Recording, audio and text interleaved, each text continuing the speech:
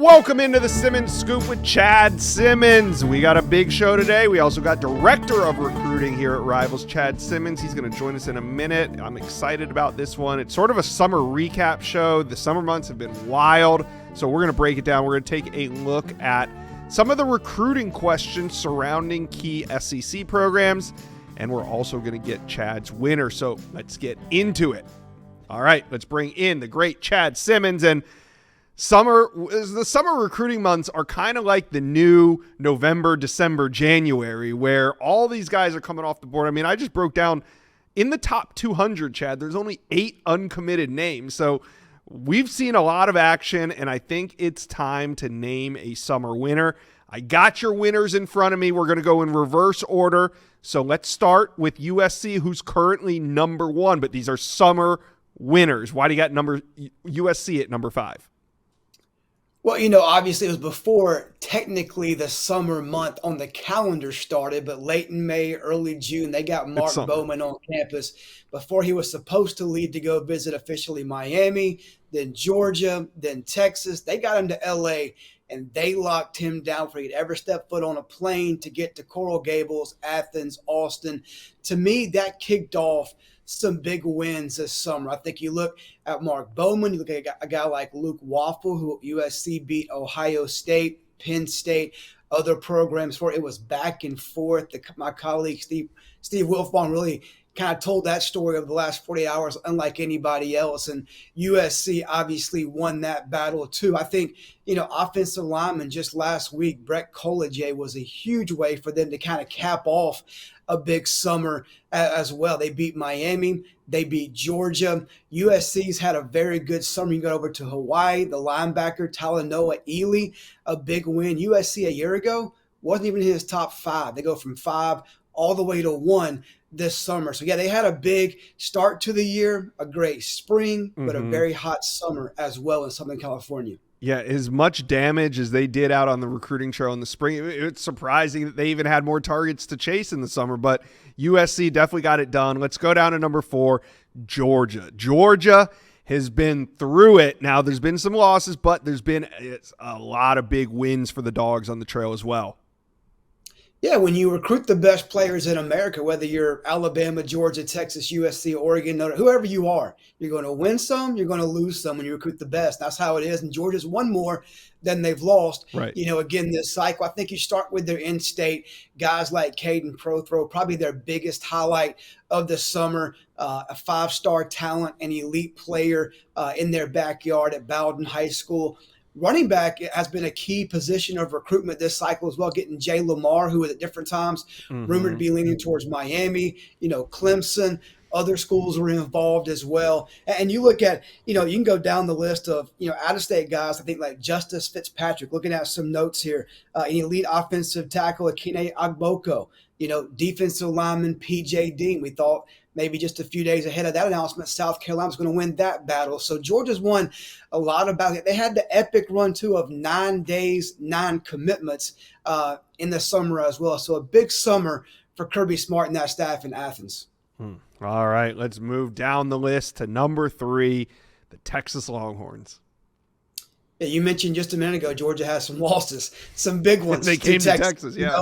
And really in a matter of just hours that day that Tyler Atkinson announced his commitment, same day, a few hours later, they flipped James Johnson from Georgia too. So going into Georgia, if you're Texas, get the number 1 player in the state, elite linebacker, Tyler Atkinson, flipping a guy like James Johnson, who was wanted by, the in-state school, hometown school, Miami, committed to Georgia.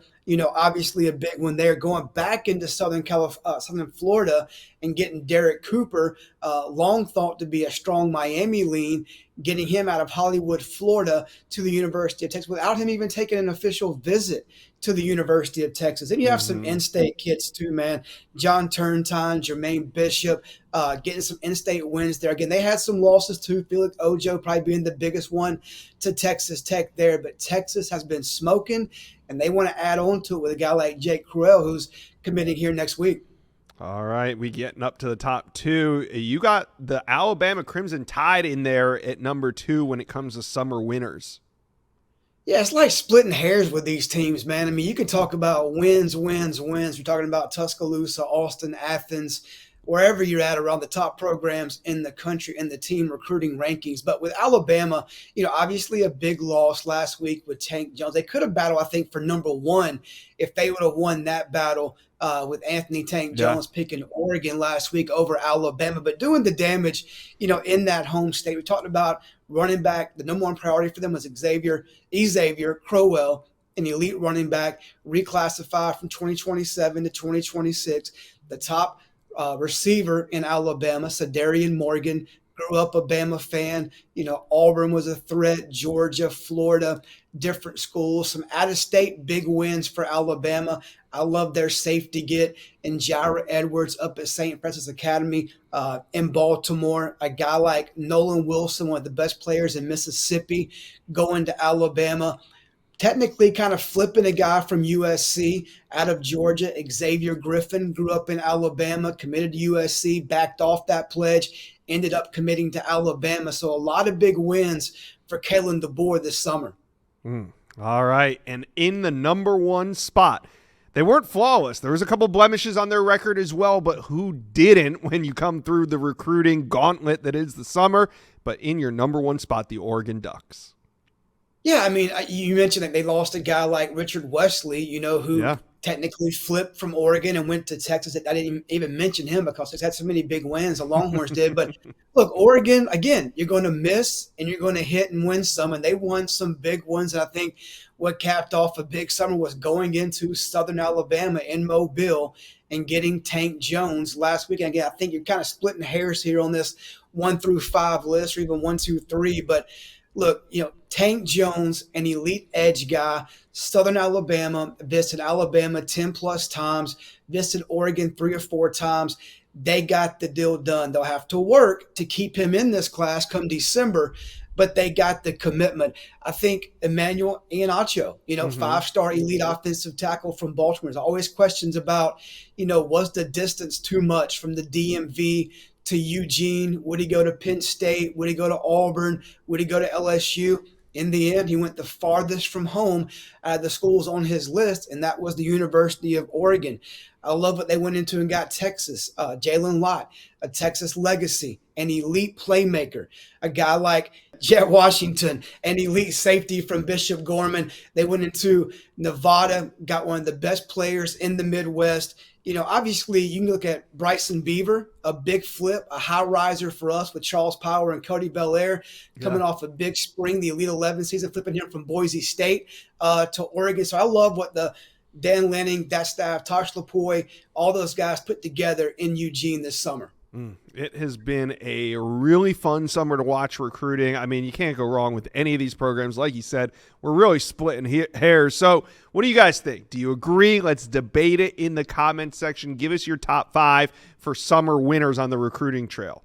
All right, let's move on and talk about the biggest recruiting questions for a couple powerhouse SEC programs as we head into the fall. We got Chad Simmons here. Chad, I say we start with Auburn because in just about 24 hours, one of their top targets, Jace Matthews, is about to come off the board. So I'm assuming he's part of the biggest questions moving forward for Auburn.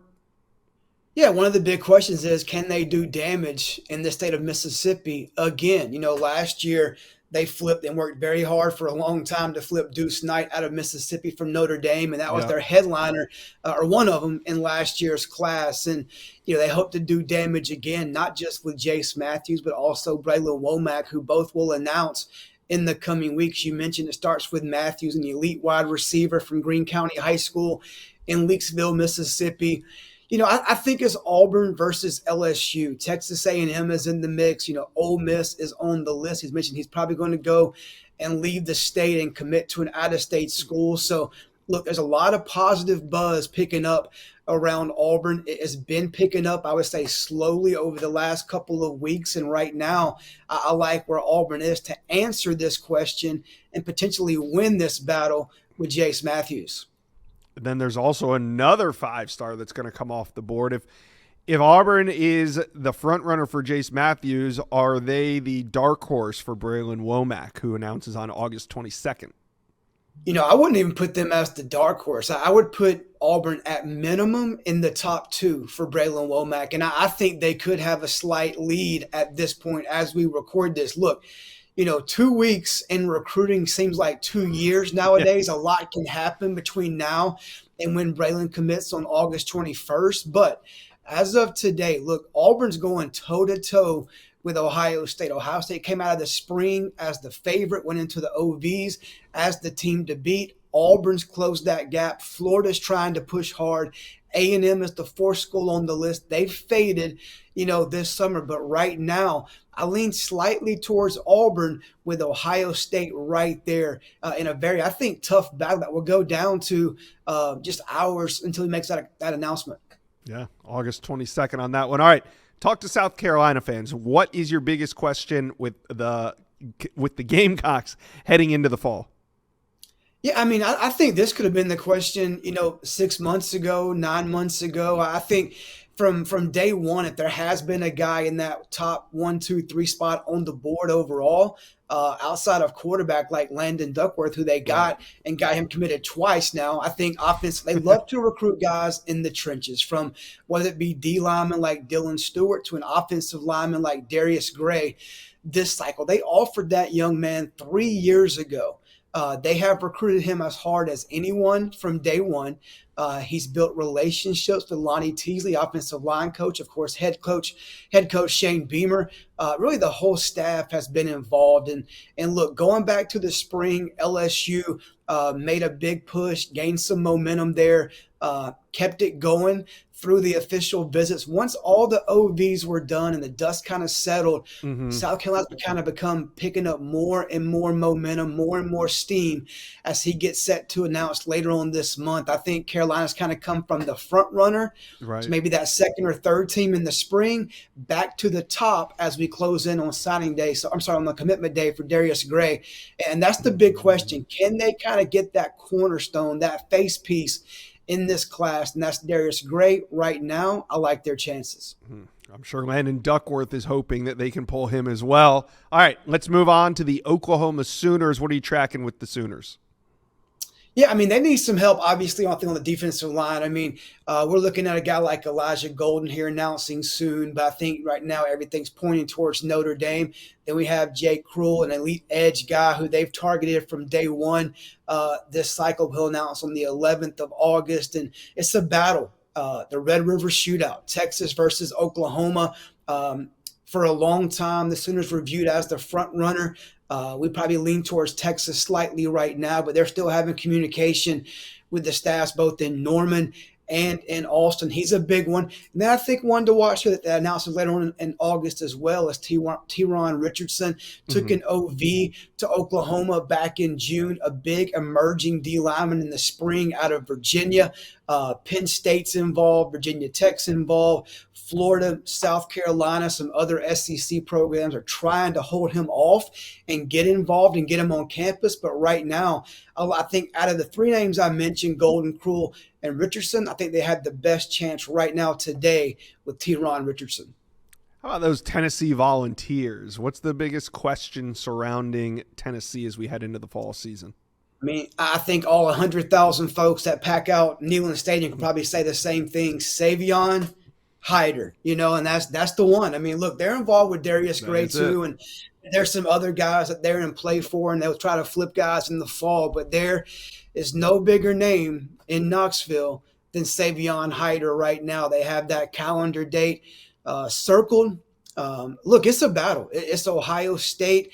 They've been considered Michigan has been considered the front runner. Ohio State was early. Michigan grabbed the momentum months ago, has kind of held on to that, but Tennessee's been the one pushing Michigan, over the last 2, 3, even 4 months. And there is some real optimism in Knoxville that they can get this done. We know it's going to come down to an NIL battle. He wants to be, paid like the number one running back in the country. He wants to get the guaranteed deal.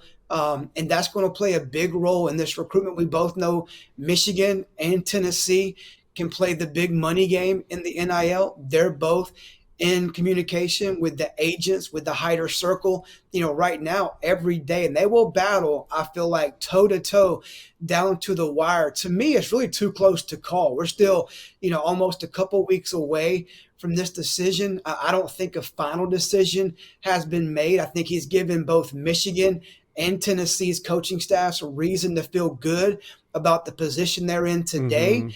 This is a big battle and really a big question. I'm told Tennessee feels like this is this year's version of David Sanders. People thought last year at one time it was Ohio State, it was Clemson, it was Georgia, and it wasn't Tennessee. A lot's been said about the same with Savion from the beginning. Maybe not so much Tennessee. Tennessee won David Sanders a year ago. They feel they can do the same this cycle with Savion Hyder. And then I guess there's one more question maybe for Tennessee fans. I mean, if they can land Savion Hyder, now you got the number 1 running back paired with the top 5 quarterback. Can they go after the number 1 wide receiver in America, Tristan Keys, and potentially flip him from LSU? Yeah, that might be the biggest question maybe for like the overall SEC. Where does Tristan Keys end up? Is it Tennessee? Is it Texas A&M? Does he stay with LSU? Look, there's no doubt. I think he's going to take the visits this fall. Where does he go? How many times does he go? Could Miami get him down there to Coral Gables as well? But look, Tennessee is highly involved. They feel confident there too. I think it's pretty safe to say that right now, Tennessee is LSU's biggest competition. He's been there 3 or 4 times. He knows Faison Brandon. He loves Kelsey Pope. He likes how they throw the football. They play an up-tempo offense. So a lot of things appeal to Tristan Keys when it comes to Tennessee Volunteers as well. I think one thing at a time, if they can get Hyder, that only helps them with Tristan Keys. All right, we'll be watching some big moves this fall. You guys talk to us. What are some of the things that you're watching? What are the biggest question marks for your team? Let us know. Comment section below.